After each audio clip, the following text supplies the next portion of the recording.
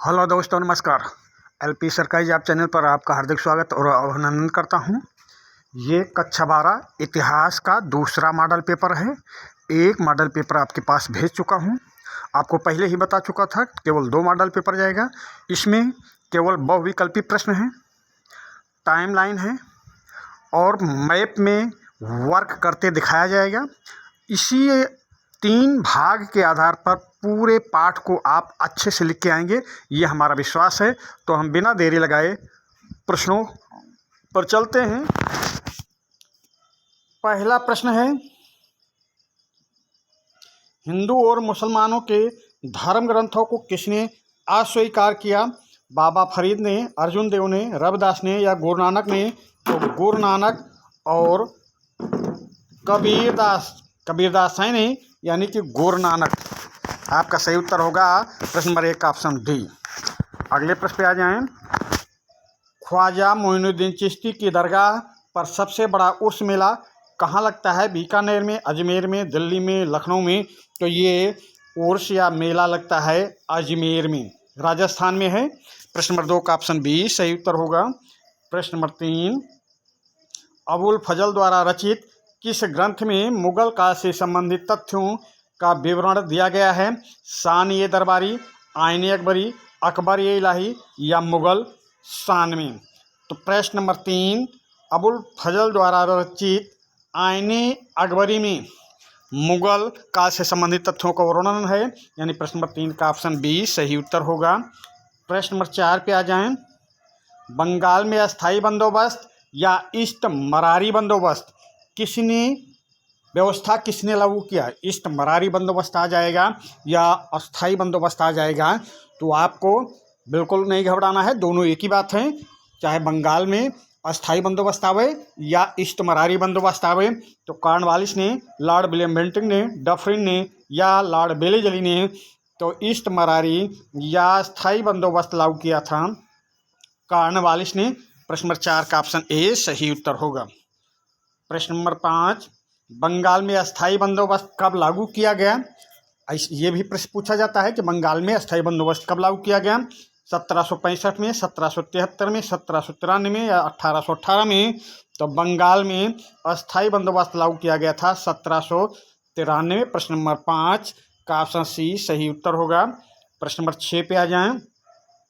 1793 ईस्वी में जब बंगाल में अस्थायी बंदोबस्त लागू किया गया तो वहाँ गवर्नर जनरल कौन था? बोर्ड किसी भी तरह आपको घुमा के प्रश्न पूछेगा, पर ये सेशन देखने के बाद, 2 मॉडल पेपर देखने के बाद आपका कोई भी क्वेश्चन गलत नहीं होगा, ये हम दावा करते हैं। तो जैसा भी प्रश्न को घुमा के पूछता है वैसा ही हमने मॉडल पेपर में आपके पास बना के मैं भेज रहा हूँ। जैसा प्रश्न बोर्ड में आता है वैसा प्रश्न मैं इस मॉडल पेपर में आपके पास भेज रहा हूँ। तो कॉर्नवालिस था या वेलेस्ली या लॉर्ड मिंटो या लॉर्ड हेस्टिंग्स? तो अभी बताया था कॉर्नवालिस था गवर्नर जनरल। प्रश्न नंबर 6 का ऑप्शन ए सही उत्तर होगा। प्रश्न नंबर 6 ये भी है, मुंबई दक्कन विद्रोह कब हुआ था? तो मुंबई दक्कन विद्रोह कब हुआ था ये पूछ रहा, तो ये हुआ था 1875 में। मुंबई क्वेश्चन 2-3 बार आ चुका है, क्वेश्चन बहुत ही महत्वपूर्ण है, आ सकता है। मुंबई दक्कन विद्रोह 1875 में हुआ था। अगले प्रश्न पे आ जाएं। संथाल आंदोलन किससे संबंधित है? तो इसका संथाल आंदोलन का संबंध पूछा जा रहा, तो ये जनजाति आंदोलन से संबंधित है, संथाल विद्रोह या संथाल आंदोलन। अगले प्रश्न पे चलते हैं। मेरठ छावनी में सिपाहियों ने विद्रोह कब किया था? तो मेरठ छावनी में सिपाहियों ने विद्रोह किया था 10 मई 1857 को। 10 मई 1857 को कदम सिंह के नेतृत्व में। अगले प्रश्न पे आ जाएं। प्रश्न नंबर 9, लखनऊ में 1857 ईस्वी की क्रांति का नेतृत्व कौन कर रहा था? प्रश्न बहुत महत्वपूर्ण है, ध्यानपूर्वक सुनिएगा। प्रश्न बहुत ही महत्वपूर्ण होने वाला है, ध्यानपूर्वक सुनिएगा। बिरजिश कादिर, नाना साहब, बेगम हजरत महल, वाजिद अली शाह। तो यहाँ पे नाना साहब कानपुर के थे, यानी एक कट गया, आपसे लखनऊ का पूछा जा रहा। वाजिद अली शाह को कुशासन का आरोप, आउट्रम की रिपोर्ट पर कुशासन का आरोप लगाकर हटा दिया गया, ये भी कट गया। अब बिरजिस कादिर या बेगम हजरत महल में नेतृत्व कौन कर रहा था? तो नेतृत्व कर रही थी बेगम हजरत महल। लखनऊ में 1857 की क्रांति का नेतृत्व कर रही थी हजरत महल। यदि ऑप्शन में नहीं है तब क्या करेंगे? तो बिरजिस कादिर पे चले जाएंगे। अगर ये भी ऑप्शन में नहीं है तब वाजिद अली शाह पर भी जा सकते हैं, पर ऑप्शन में बेगम हजरत महल रहेगा तो आप बेगम हजरत महल को सही करके आएंगे। बेगम हजरत महल नहीं रहेगा तो उनका लड़का था बिरजिस कादिर, उसको सही करके आएंगे। अगले प्रश्न पे आ जाए। 1857 की क्रांति किस शहर से प्रारंभ हुई? अभी अभी बताया, ये 10 मई 1857 को मेरठ से प्रारंभ होती है। अगले प्रश्न पे आ जाएं। 1857 ईस्वी के विद्रोह के समय मुगल शासक कौन था? तो मुगल शासक, अंतिम मुगल शासक यानी बहादुर शाह जफर। बहादुर शाह जफर, जफर क्यों नाम पड़ा इनका? तो जफर नाम से शायरी लिखा करते थे, इसलिए बहादुर शाह का नाम बहादुर शाह जफर या बहादुर शाह द्वितीय ऐसा भी पूछा जा सकता है, क्योंकि बहादुर शाह प्रथम जो था उसका पद वैसा नाम था साहेब खबर, और ये बहादुर शाह द्वितीय है। ये बहादुर शाह द्वितीय अकबर द्वितीय का बेटा, समझ गए। अगले वो अंतिम बादशाह। अगले प्रश्न पे आ जाएं। निम्न में से किसने 1857 की क्रांति को स्वतंत्रता संग्राम की संज्ञा दी? आर.सी. मजूमदार ने, बी.डी. सावरकर ने, सर सैयद अहमद खान ने या दुर्गादास बंदोपाध्याय ने? तो 1857 की क्रांति को स्वतंत्रता संग्राम की संज्ञा देने वाले थे बी.डी. सावरकर। प्रश्न नंबर 12 का ऑप्शन बी सही उत्तर होगा। प्रश्न नंबर 13 पे आ जाएं। 1857 ईस्वी की क्रांति के दौरान भारत का गवर्नर जनरल कौन था? तो लॉर्ड डलहौजी थे या लॉर्ड विलियम बेंटिंग या वारेन हेस्टिंग्स या लॉर्ड कैनिंग? तो 1857 की क्रांति के समय गवर्नर जनरल लॉर्ड कैनिंग थे। इस क्रांति के बाद लॉर्ड कैनिंग को भारत का पहला वायसराय बनाया गया था। अगले प्रश्न पे आ जाएं। The Indian war of independence 1857 पुस्तक के लेखक कौन हैं? तो the Indian war of independence 1857 पुस्तक के लेखक बी.डी. सावरकर हैं। प्रश्न नंबर 14 का ऑप्शन ए सही उत्तर होगा। अगले प्रश्न पे आ जाएं। 1857 ईस्वी के निम्नलिखित नेताओं में से किसका वास्तविक नाम रामचंद्र पांडुरंग था? तो यहाँ नाना साहब दिया गया है, तो नाना साहब का नाम था धोंधू पंत। नाना साहब का पदवी नाम था या वास्तविक नाम? ये पदवी नाम बोलिए। तो ये नाना साहब का दूसरा नाम धोंधू पंत था। रानी लक्ष्मीबाई का? तो रानी लक्ष्मीबाई, मनोमनकड़ का छबीली, ये सब नाम था। बेगम हजरत महल का महक परी नाम था। आपसे पूछा जा रहा है रामचंद्र पांडुरंग, तो रामचंद्र पांडुरंग नाम था तात्या टोपे का। प्रश्न नंबर 15 का ऑप्शन डी सही उत्तर होगा। प्रश्न नंबर 16 पे आ जाएं। 1800 इलाहाबाद से 1857 ईस्वी की क्रांति का नेतृत्व किसने किया? तो बहादुर शाह दिल्ली से, बाबू कुंवर सिंह बिहार से, रानी लक्ष्मीबाई झांसी से और मौलवी लियाकत अली इलाहाबाद से 1857 ईस्वी की क्रांति का नेतृत्व किया था। यानी प्रश्न नंबर 16 का ऑप्शन डी सही उत्तर होगा। प्रश्न नंबर 17 पे आ जाएं। सहायक संधि का संबंध किससे है? तो सहायक संधि का संबंध लॉर्ड वेलेजली से है, कॉर्नवालिस से नहीं। कॉर्नवालिस से 1793 में अस्थाई बंदोबस्त लागू किया था कॉर्नवालिस ने। अभी सहायक संधि की बात हो रही है तो लॉर्ड वेलेजली। प्रश्न नंबर 17 का ऑप्शन ए सही उत्तर होगा। अगले प्रश्न पे आ जाएं।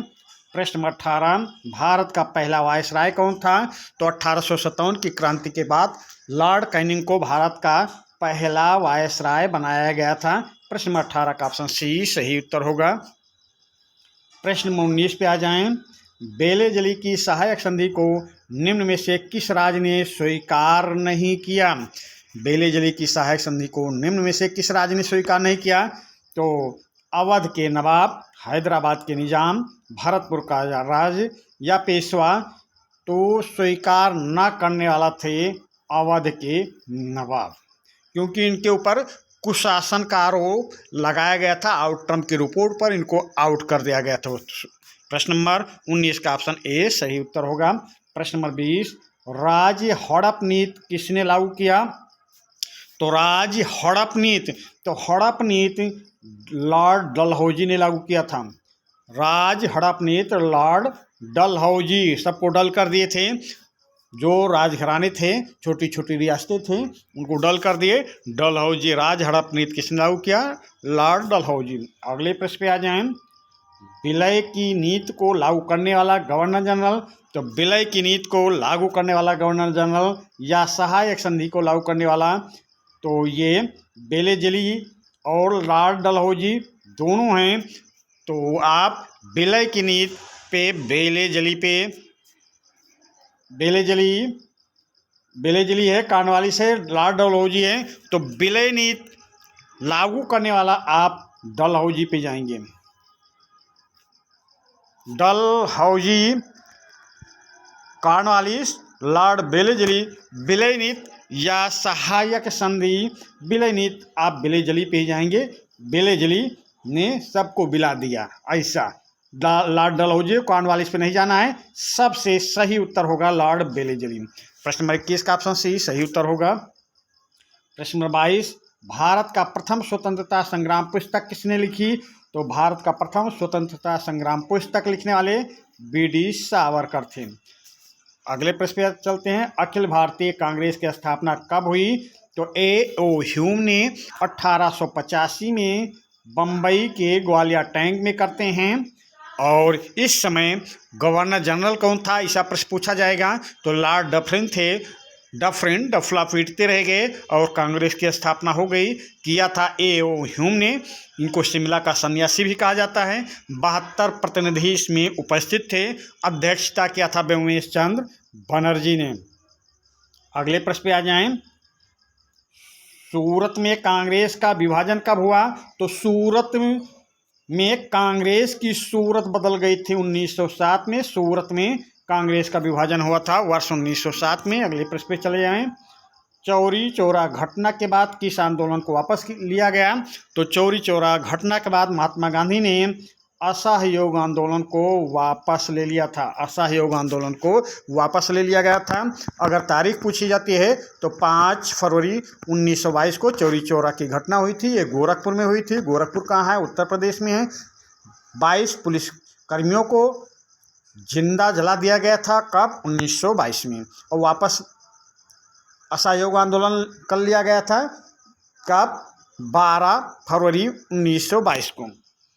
अगले प्रश्न पे आ जाएं।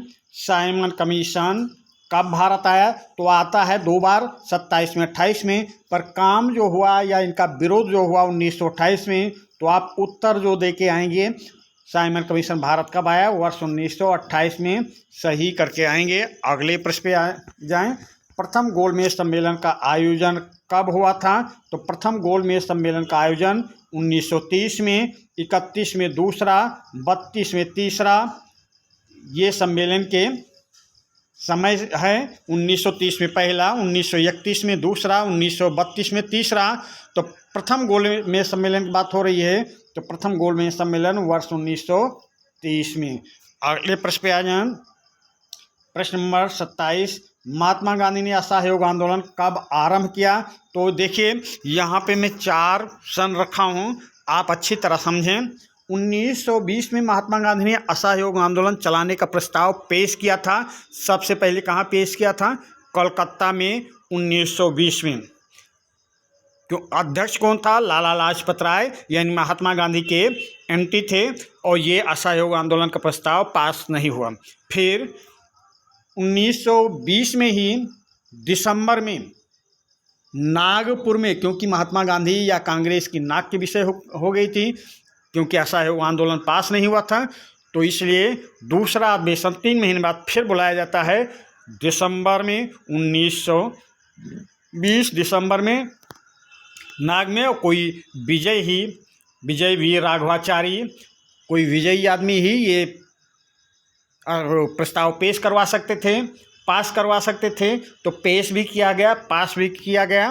विजय वीर राघवाचारी के नेतृत्व में असहयोग आंदोलन प्रस्ताव पास हुआ। तो आप 20 को तो ये समझ लें, तो यानी 20 दिसंबर 1920 में असहयोग आंदोलन का प्रस्ताव पास हुआ था, पर चालू हुआ है 1921 में।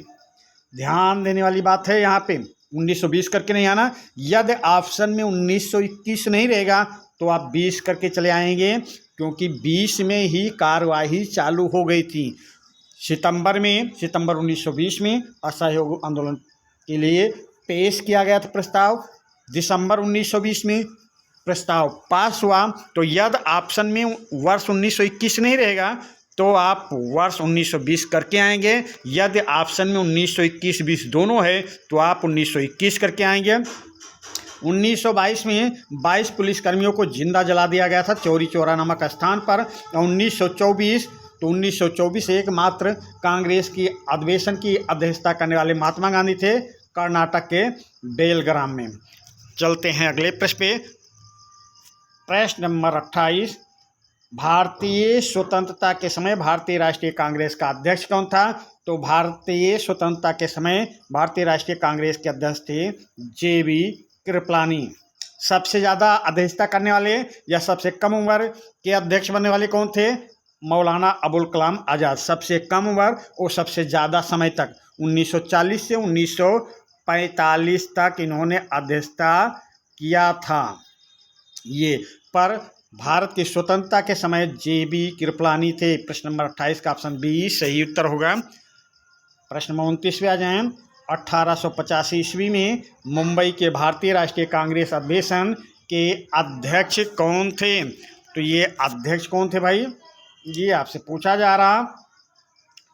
तो 1885 में मुंबई भारतीय राष्ट्रीय कांग्रेस के अध्यक्ष थे व्योमेश चंद्र बनर्जी। इसमें सुरेंद्र नाथ बनर्जी शामिल नहीं हो पाए थे, क्योंकि वो अपनी वो संस्था के संचालन में व्यस्त थे। अगर ये क्वेश्चन पूछा जाए कि भारतीय राष्ट्रीय कांग्रेस के स्थापना के समय कौन सदस्य उपस्थित नहीं था, तो सुरेंद्र नाथ बनर्जी। पर अध्यक्षता किसने की? व्योमेश चंद्र बनर्जी ने। अगले प्रश्न पे चलते हैं। किस नेता को महात्मा गांधी का राजनीतिक गुरु माना जाता है? तो महात्मा गांधी का राजनीतिक गुरु कौन थे? गोपाल कृष्ण गोखले। गोपाल कृष्ण गोखले जिन्ना के भी राजनीतिक गुरु थे। महात्मा गांधी और मोहम्मद अली जिन्ना दोनों के राजनीतिक गुरु गोपाल कृष्ण गोखले ही थे। अगले प्रश्न पे आ जाएं। A bunch of old letters पत्रों का संकलन किसने जारी किया? A bunch of old letters पत्रों का संकलन किसने जारी किया था? जवाहरलाल नेहरू ने, महात्मा गांधी ने, भीमराव अम्बेडकर ने या मोतीलाल नेहरू ने? तो ये बंच ऑफ ओल्ड लेटर्स पत्रों का संकलन जारी करने वाले थे जवाहरलाल नेहरू। प्रश्न नंबर 31 का ऑप्शन ए सही उत्तर होगा। अगले प्रश्न पे आ जाएं। कृषि मिशन भारत कब आया? तो कब आता है? 1942 में। कृषि मिशन भारत कब आता है? 1942 में। अगले प्रश्न पे आ जाएं। महात्मा गांधी ने कांग्रेस के किस गोलमेज सम्मेलन में भाग लिया था? तो देखिए 3 गोलमेज सम्मेलन हुआ था। पहला 1930 में, दूसरा 1931 में, तीसरा 1932 में। और दूसरे गोलमेज सम्मेलन में महात्मा गांधी कांग्रेस की ओर से भाग लेते हैं। तो प्रश्न 33 का ऑप्शन बी सही उत्तर होगा, जो 1931 में हुआ था। 1931 में दूसरा गोलमेज सम्मेलन हुआ था और प्रश्न 33 का ऑप्शन बी ही सही उत्तर होगा। अगले प्रश्न पे आते हैं। द्वितीय गोलमेज सम्मेलन का आयोजन कब किया गया था? अभी बताया आपको।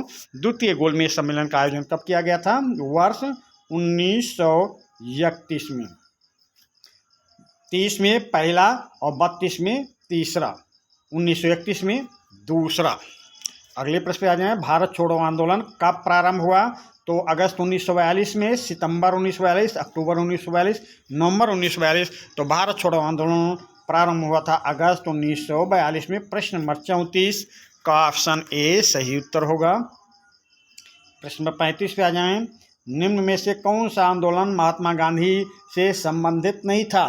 प्रश्न बहुत ही महत्वपूर्ण है, कई बार आ चुका है प्रश्नों में, आपके प्रश्न पत्रों में कई बार ये क्वेश्चन आया है। और साथ में आप समझ लें कि पूरे उत्तर प्रदेश में 6 सेट आते हैं और 6 सेट इन्हीं 2 मॉडल पेपरों से भिड़ाना है। इन्हीं 2 मॉडल पेपरों से सारे क्वेश्चन मिल जाएंगे आपको।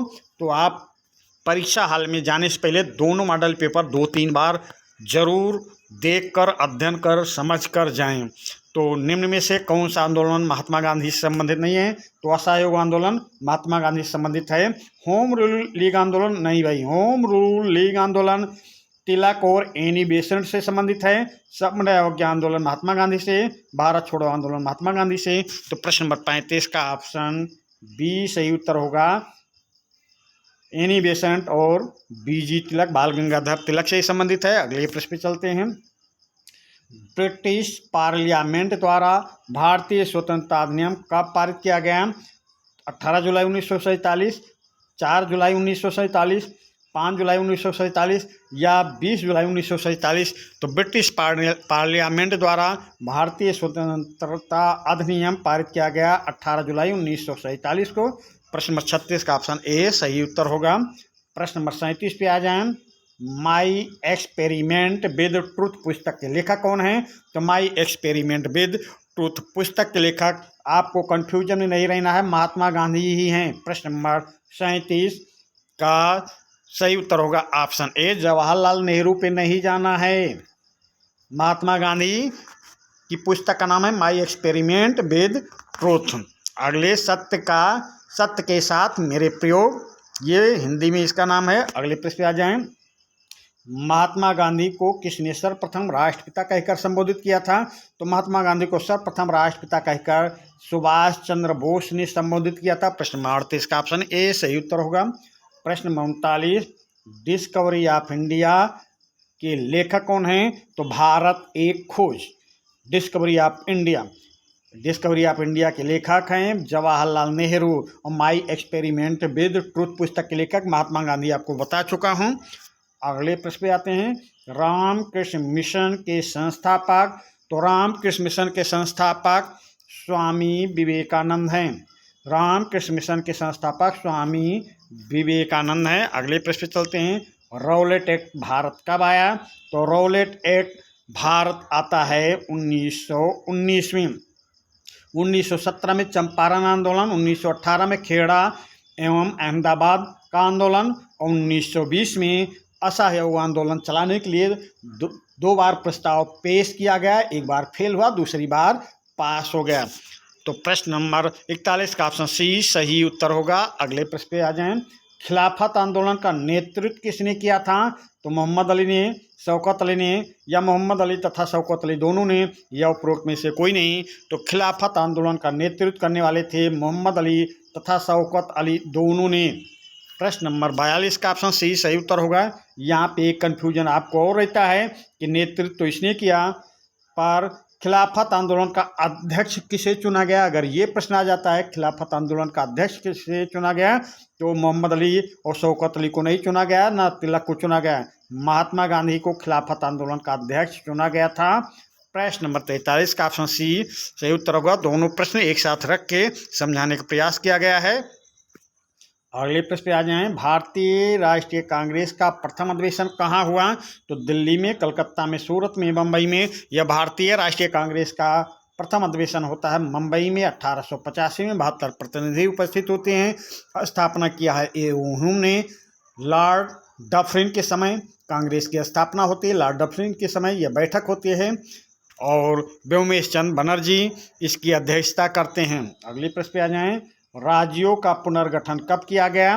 तो राज्यों का पुनर्गठन कब किया गया, अगर ये प्रश्न आता है तो आप 1956 पे जाएंगे। पर आंध्र प्रदेश को राज्य भाषा के आधार पर राज्य कब बनाया गया? तो 1953 में चले जाएंगे। श्री पोट्टी रामलू ने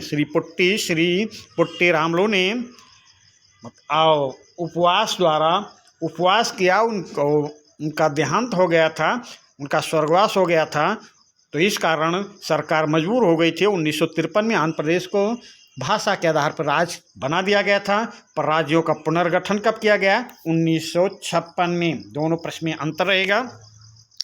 तो पहला राज्य कौन सा बना? आंध्र प्रदेश। अगले प्रश्न पे आ जाएं। पंडित जवाहरलाल नेहरू की मृत्यु कब हुई थी? तो 1960 में, 1962 में, 1964 में या 1966 में। तो पंडित जवाहरलाल नेहरू की मृत्यु होती है 1964 में। अगले प्रश्न पे आ जाएं। संविधान सभा में कुल कितने सत्र हुए थे? तो यहाँ पे यदि कुल पूछा जाए, यहाँ पे देखना संविधान सभा में कुल कितने सत्र हुए, तो 12 हुए हैं। यदि 12 ऑप्शन में नहीं है तब आप 11 पे जाएंगे, क्योंकि संविधान सभा में कुल कितने सत्र हुए थे, तो 24 जनवरी 1950 को भी एक सत्र हुआ था और उसको लेकर कुल 12 सत्र हुए हैं। यदि ऑप्शन में 12 सत्र नहीं है तो आप 11 पर जा सकते हैं।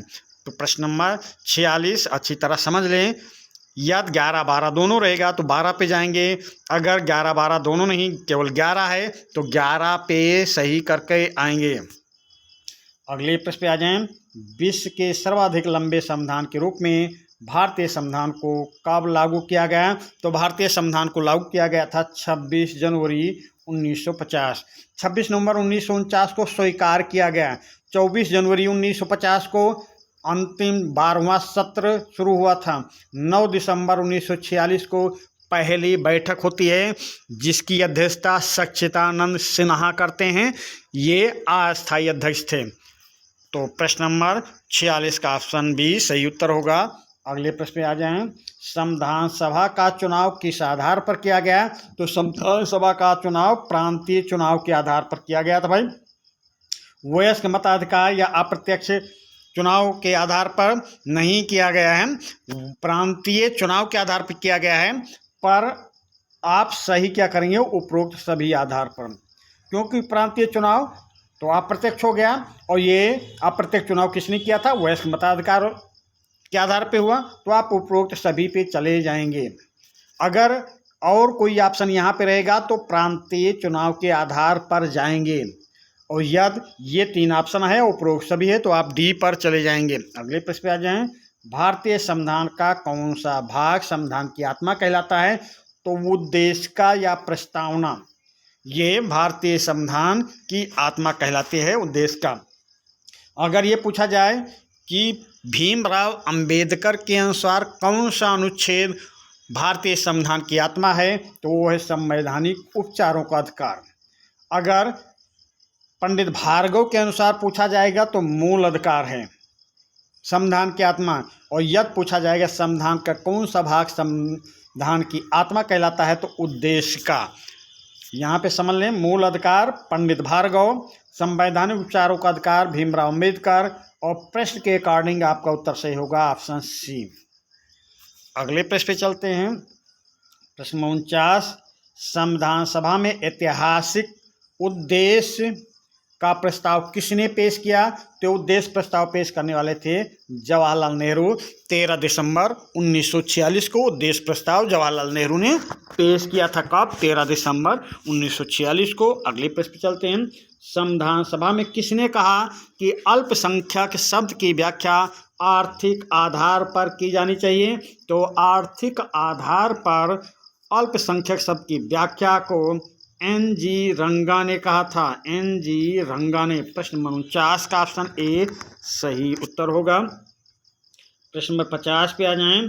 संविधान सभा द्वारा भारतीय संविधान को कब अंगीकृत किया गया? तो 26 नवंबर 1949, 9 दिसंबर 1946, 15 अगस्त 1947, 26 जनवरी 1950। तो 26 जनवरी 1950 को संविधान लागू हुआ, पूर्ण रूप में लागू हुआ। 15 अगस्त 1947 को देश स्वतंत्र हुआ, स्वतंत्रता मिली है। 9 दिसंबर 1946 को संविधान सभा की पहली बैठक होती है। 9 दिसंबर 1946 को संविधान सभा की पहली बैठक होती है। प्रश्न पूछा जा रहा संविधान सभा द्वारा भारतीय संविधान को कब अंगीकृत किया गया? तो यह अंगीकृत किया गया था 26 नवंबर 1949 को। अगले प्रश्न पे आ जाएं। संविधान सभा का अध्यक्ष कौन था? भीमराव अंबेडकर, सरदार वल्लभ भाई पटेल, जवाहरलाल नेहरू या डॉक्टर राजेंद्र प्रसाद। तो यहाँ पे दोनों क्वेश्चन पास में रखा हूँ, संविधान सभा का अध्यक्ष और प्रारूप संविधान की प्रारूप समिति का अध्यक्ष, क्योंकि ये 2 प्रश्न में बच्चे बहुत कंफ्यूज होते हैं। दोनों प्रश्न स्क्रीन पर ला दिया हूँ। पहला प्रश्न है संविधान सभा का अध्यक्ष कौन था? तो संविधान सभा के अध्यक्ष डॉक्टर राजेंद्र प्रसाद थे। और संविधान सभा की प्रारूप समिति का अध्यक्ष कौन था? तो प्रारूप समिति के अध्यक्ष थे भीमराव अंबेडकर। फिर से सुन लें, संविधान सभा का अध्यक्ष डॉक्टर राजेंद्र प्रसाद थे और संविधान की प्रारूप समिति का अध्यक्ष डॉक्टर भीमराव अंबेडकर थे। और प्रारूप समिति में 7 सदस्य थे। प्रारूप समिति जो बनी थी 7 सदस्य था। अगले प्रश्न पे चलते हैं। प्रश्न नंबर 13, भारत के प्रथम और अंतिम भारतीय गवर्नर जनरल कौन थे? राजेंद्र प्रसाद, भीमराव अंबेडकर, सी राजगोपालाचारी या जे बी कृपलानी? तो नहीं भाई, भारत के प्रथम और अंतिम गवर्नर जनरल सी राजगोपालाचारी थे। ये तमिलनाडु के, मद्रास के मुख्यमंत्री भी बने थे तमिलनाडु के। अगले प्रश्न पे चलते हैं। प्रथम पंचवर्षीय योजना किस वर्ष प्रारंभ की गई थी? तो प्रथम पंचवर्षीय योजना किस वर्ष प्रारंभ की गई? 1951 में प्रथम पंचवर्षीय योजना प्रारंभ की गई थी। अगले प्रश्न पे आ जाएं। राज्यसभा का पदेन सभापति कौन होता है? तो राज्यसभा का पदेन सभापति प्रधानमंत्री, राष्ट्रपति, लोकसभा अध्यक्ष या उपराष्ट्रपति? तो राज्यसभा का पदेन सभापति होता है उपराष्ट्रपति।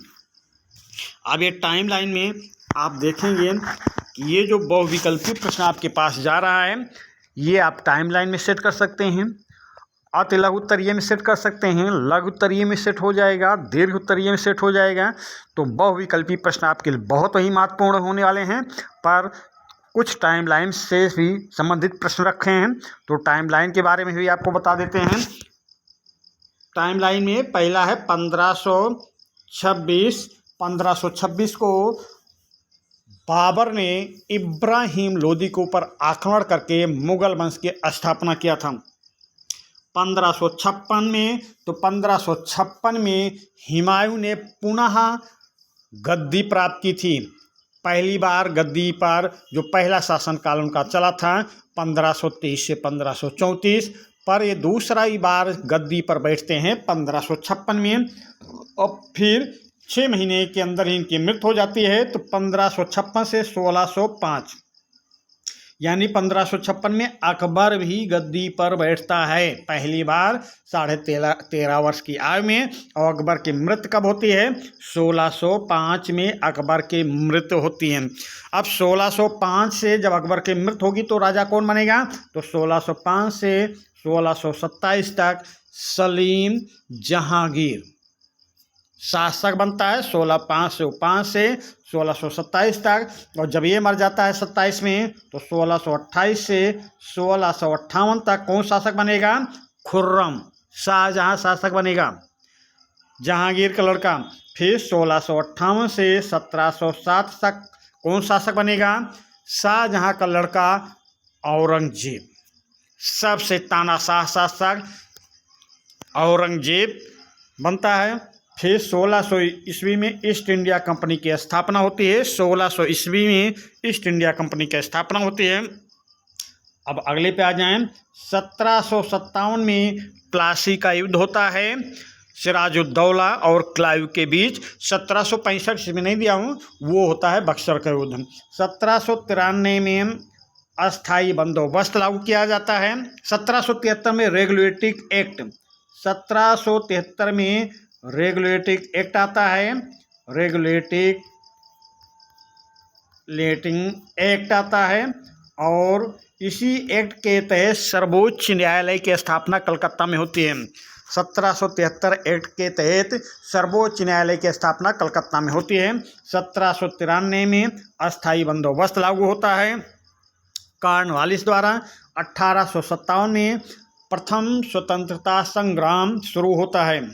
1917 में 1828, पहले 1828 देख लें। 1828 में ब्रह्म समाज की स्थापना होती है। 10 मई 1857 को प्रथम क्रांति होती है अंग्रेजों के खिलाफ। पहला विद्रोह होता है, पहला स्वतंत्रता आंदोलन शुरू होता है 10 मई 1857 को। 1905 को बंगाल विभाजन होता है। 1915 को महात्मा गांधी दक्षिण अफ्रीका से लौटकर भारत आते हैं। 1917 में चंपारण आंदोलन, नील की खेती करने वाले किसानों के पक्ष में ये आंदोलन होता है। 1918 में खेड़ा आंदोलन एवं अहमदाबाद मिल कारीगरों के पक्ष में महात्मा गांधी पहली बार भूख हड़ताल पर बैठते हैं। तो अगर ये क्वेश्चन आ जाए महात्मा गांधी ने पहली बार भूख हड़ताल कब किया गया था, तो 1918 में अहमदाबाद मिल कारीगरों के बोनस के लिए महात्मा गांधी ने भूख हड़ताल किया था। 1919 में रॉलेट एक्ट आता है। जलियांवाला बाग कांड 13 अप्रैल 1919 को जलियांवाला बाग कांड होता है। 1921 में असहयोग आंदोलन चालू होता है। फिर 1922 में असहयोग आंदोलन वापस हो जाता है। क्योंकि भाई चौरी चौरा नामक स्थान पर गोरखपुर के में उत्तर प्रदेश के गोरखपुर जिले में चौरी चौरा नामक स्थान पर 22 पुलिसकर्मियों को जिंदा जला दिया गया। इससे क्षुब्ध होकर 1922 में महात्मा गांधी असहयोग आंदोलन वापस ले लेते हैं। 1925 में क्या होता है? 1925 में होता है काकोरी कांड। 1925 में काकोरी कांड मतलब ट्रेन डकैती होती है और इसमें 22 लोग होते हैं। 17 भागने में सफल हो जाते हैं, 4 को फांसी दी जाती है और चंद्रशेखर आज़ाद इस काकोरी कांड ट्रेन घटना से बचकर भाग निकलने में सफल हो जाते हैं। 1928 तो 1928 में साइमन कमीशन भारत आता है और 1928 में क्या हुआ? लाला लाजपत राय की मृत्यु होती है। और क्या हुआ? साइमन कमीशन का बहिष्कार किया जाता है। साइमन गो, वापस जाओ, साइमन गो बैक, साइमन का नारा लगता है। फिर 1929 में पहली बार पंडित जवाहरलाल नेहरू ने लाहौर में रावी नदी के तट पर 31 दिसंबर 1929 की आधी रात को भारतीय तिरंगा फहरा दिया था और पूर्ण स्वराज की मांग कर दी थी। 1930 में साबरमती से दांडी तक की यात्रा होती है, यानी नमक कानून तोड़ा जाता है, सबने अवज्ञा आंदोलन शुरू हो जाता है। 1931 में कराची अधिवेशन होता है, सरदार वल्लभ भाई पटेल करते हैं इसकी अध्यक्षता और दूसरा गोलमेज सम्मेलन होता है। 1930 में पहला गोलमेज सम्मेलन हो रहा है, 1931 में दूसरा गोलमेज सम्मेलन हो रहा है। पहले भी बताया जो बहुविकल्पी प्रश्न दिया हूँ वो आपको बहुविकल्पी अति लघु, लघु, दीर्घ, टाइमलाइन एवं मानचित्र संबंधी सभी प्रश्नों में काम देगा। इसलिए मैं इसमें अति लघु, लघु और दीर्घ प्रश्नों को नहीं रखा हूँ क्योंकि ये आप तैयार करके जाएंगे, आपकी संपूर्ण तैयारी होगी। 1942 में भारत छोड़ो आंदोलन शुरू हुआ था।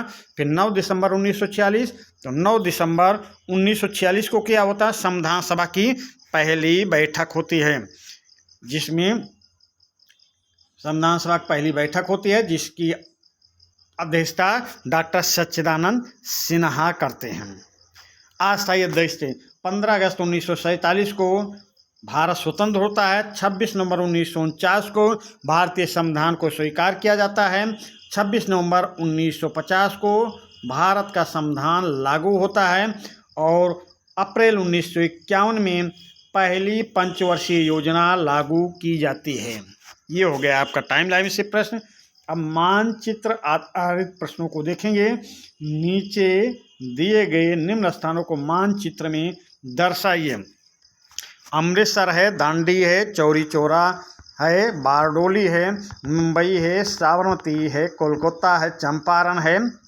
बारडोली, काकोरी ब्रह्म समाज के स्थापना स्थल, आर्य समाज के स्थापना स्थल एवं जलियांवाला बाग कांड का स्थल। तो इसमें हम वर्क करते हुए आपको दिखाएंगे क्योंकि पहले सेशन में वर्क नहीं किया गया था, वो सेशन बहुत बड़ा हो गया था। तो ये सेशन थोड़ा छोटा करके पर इसमें वर्क भी करके दिखाते हैं। अमृतसर, दांडी, चौरी चौरा, बारडोली। तो मैप में देखेंगे अमृतसर यानी पंजाब, यहाँ निशान लगाएंगे, यहाँ लिख देंगे, तीर का निशान बनाएंगे अमृतसर। फिर अगला चौरी चौरा उत्तर प्रदेश में, यहाँ निशान लगाएंगे, तीर का निशान बनाएंगे, चौरी चौरा या गोरखपुर, चौरी चौरा। समझिए। फिर है दांडी, ये गुजरात है, यहाँ निशान लगाएंगे, तीर का निशान बना देंगे और लिख देंगे दांडी। समझिए। इसी तरह जो पहले सेशन भेजा था इसी तरह मैप को भरना है। और आपके पास मैप अलग अलग राज्यों पे निशान बना के आपके सामने भेज रहा हूँ ताकि आप राज्य समझिए तो आपका मैप गलत नहीं होगा। आप मैप सही करके आएंगे तो आप दांडी देख लिए, चौरी चौरा देख लिए, अमृतसर देख लिए, और क्या है भाई इसमें, अमृतसर हो गया, दांडी होगा, चौरी चौरा। अब बारडोली देखना है, मुंबई देखना है, साबरमती। तो बारडोली कहाँ है? बारडोली गुजरात में, बारडोली गुजरात में, ये गुजरात है भाई। और उसके बाद में साबरमती भी गुजरात में है, ये गुजरात ही है। बम्बई कहाँ है? ये महाराष्ट्र है, ये महाराष्ट्र देखें। अब अगला क्या है? कोलकाता, चंपारण, बारडोली। कोलकाता, चंपारण, बारडोली। कलकत्ता पश्चिम बंगाल में, चंपारण बिहार में, बारडोली गुजरात में। बारडोली आपको बताया भी, बारडोली गुजरात, चंपारण बिहार और कोलकाता पश्चिम बंगाल। अभी एक बार मैप को भी अलग अलग राज्यों को आपको बताने का प्रयास करूंगा कि कौन सा राज्य है। अगला देखें, काकोरी। तो काकोरी कानपुर लखनऊ के बीच में ट्रेन डकैती हुई थी। ब्रह्म समाज की स्थापना कहाँ हुई? कलकत्ता में। आर्य समाज की स्थापना कहाँ हुई? बम्बई में। और जलियांवाला बाग कांड कहाँ हुआ था? अमृतसर में। तो पहले काकोरी देखते हैं। काकोरी उत्तर प्रदेश, यानी ये काकोरी, यहाँ निशान लगाएंगे, लिख देंगे काकोरी। ठीक। ब्रह्म समाज की स्थापना स्थल, ब्रह्म समाज की स्थापना पश्चिम बंगाल यानी कलकत्ता में हुई। फिर आर्य समाज की स्थापना महाराष्ट्र यानी बम्बई में हुई। फिर जलियांवाला बाग कांड, जलियांवाला बाग कांड पंजाब, अमृतसर। समझिए, यहाँ निशान लगाएंगे। अब मैप को हम आपको बढ़ाते चल रहे हैं, देखना। ये जम्मू कश्मीर, ये जम्मू कश्मीर, ये लद्दाख है, ये पंजाब है, ये हिमाचल प्रदेश है, ये हरियाणा है। जम्मू कश्मीर, लद्दाख, पंजाब, हिमाचल प्रदेश, हरियाणा। अब आगे बढ़ते हैं। ये उत्तराखंड है, ये उत्तर प्रदेश है, ये दिल्ली है, ये राजस्थान है, ये बिहार, ये झारखंड, ये पश्चिम बंगाल है, ये मध्य प्रदेश है, ये गुजरात है, गुजरात।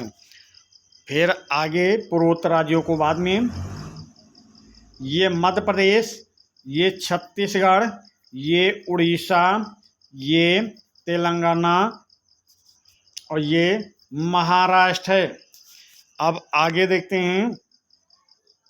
आगे है, ये आंध्र प्रदेश है, ये तमिलनाडु है, ये केरला है, ये कर्नाटक है। ये आप देख लिए। अब पूर्वोत्तर राज्यों को देखें। ये पूर्वोत्तर राज्य यानी अरुणाचल प्रदेश, असम, मणिपुर, नागालैंड, मेघालय, त्रिपुरा, ये सब छोटे छोटे राज्य हैं। इसमें यदि ये निशान यहाँ लग गया पर उत्तर आपने सही किया है तो आपका मैप भी सही माना जाएगा, क्योंकि ये जो मैं आपके सामने अलग अलग राज्य करके दिखा रहा हूँ ऐसा आपको मैप नहीं मिलेगा। आपको सीधा साधा एक बॉर्डर पे लाइन खींचा हुआ मैप मिलेगा। ये जो हम राज्य अलग करके दिखा रहे हैं ऐसा मैप नहीं मिलेगा। तो आप बीच में यहाँ भी निशान लगा दिए पर उत्तर सही लिखा तो आपका मैप भी सही माना जाएगा। तो चलिए, और उसके आन में कुछ संघ शासित प्रदेश हैं जैसे कि अंडमान निकोबार द्वीप समूह या लक्षद्वीप, या इधर यहाँ चंडीगढ़, ये आपको दिखाया था। ये यहाँ दोनों की राजधानी है चंडीगढ़, यहाँ पे मान लेंगे। तो ये सब राज्य और संघ शासित प्रदेश आप देख कर जाएंगे तो ये सेशन आपके लिए बहुत ही महत्वपूर्ण होने वाला है। तो हम आपको बार बार बोल रहे हैं कि 2-3 बार 4 बार इस सेशन, दोनों सेशनों को, जो पहला सेशन गया है वह दूसरा सेशन थोड़ा शार्ट किया हूँ, बहुविकल्पी ज़्यादा रखा हूँ, टाइमलाइन ज़्यादा रखा हूँ और मैप में भी वर्क करते हुए दिखाया हूँ ताकि आप पहले सेशन को भी अच्छी तरह समझ जाएं। तो ये आपके लिए 100 में 30 नंबर आपको स्कूल से, फिर 70 बचा, 70 में 20, ये 100 में 100 नंबर इतिहास का पेपर है कक्षा 12, ये 100 पूर्णांक ही 100 रहेगा। इसमें आपसे कोई स्कूल से कोई भी नंबर नहीं मिलेगा। 8 साइड में कोई प्रैक्टिकली विषय होता नहीं है, तो सब 100 नंबर का प्रश्न पत्र होगा और आप सेशन को अच्छी तरह तैयार करके जाएंगे तो हम वादा करते हैं कि आप 100 में 100 नंबर, अगर यदि राइटिंग भी अच्छी रही तो लेकर आएंगे, क्योंकि स्कूल से आपको कुछ भी इसमें सहायता नहीं मिलेगी, कोई नंबर नहीं मिलेगा।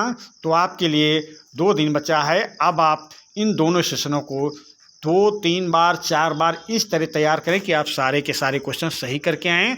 उत्तर प्रदेश में कुल 6 सेट आते हैं और 6 सेट के सारे क्वेश्चन इन 2 मॉडल पेपरों में मिल जाएंगे। तो चलिए इसी के साथ हम आपसे विदा लेते हैं। धन्यवाद।